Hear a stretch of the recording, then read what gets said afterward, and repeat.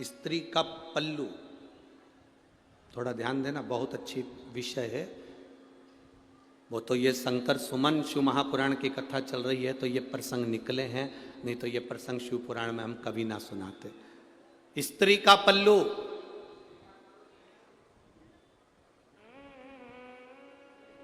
एक माता का पल्लू,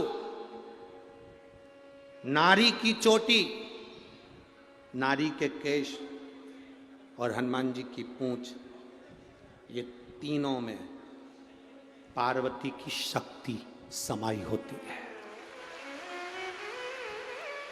एक इसलिए हमारे भारत का इतिहास रहा है, हमारे सनातन धर्म का इतिहास रहा है, माताएं जब अपने बच्चे को रोता हुआ देखती है तो अपने पल्लू से ऐसी ऐसी नजर उतार देती। बोलो री जीजियो, सही है कि गलत है?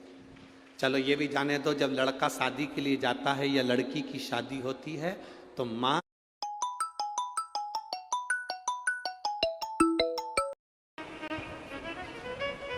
स्त्री को हल्के में ले लेना, पर उसके मांग के सिंदूर को हल्के में मत लेना। उसके मांग के सिंदूर में वो बल होता।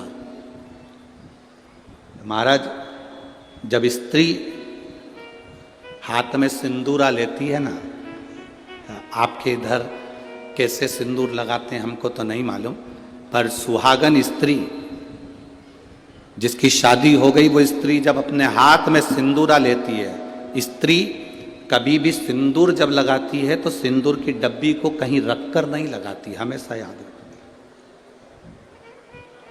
जिस नारी सिंदूरे को नीचे रख दिया या सिंदूरे को अलमारी पर रख दिया या सिंदूरे को टेबल पर रख दिया और उसमें से लेके सिंदूर लगा रही है तो वो नारी, हाँ, एक जगह पर सिंदूरा रखा जा सकता है, जब आप सुहागल कर रहे हो, कोई पूजन कर रहे हो तो आप देवी जी को, गणेश जी को जो सिंदूर चढ़ा रहे हो वो चढ़ा हुआ जमीन पर भी रखा हुआ मांग में धर सकते हो।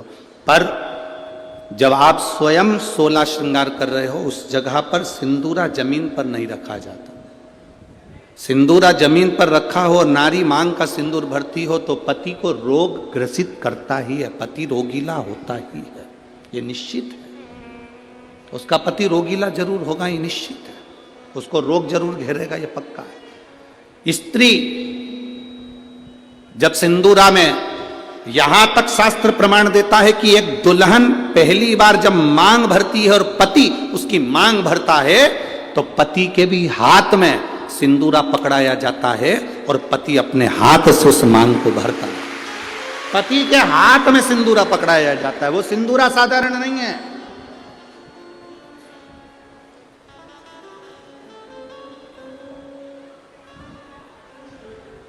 आप में से कोई ऐसी आलसन हो सकती हैं, कोई ना कोई ऐसे आलसी हो सकते हैं कि ड्रॉज खोली, उसमें रखा था, उसी में से निकाल के और भर ली और उसी में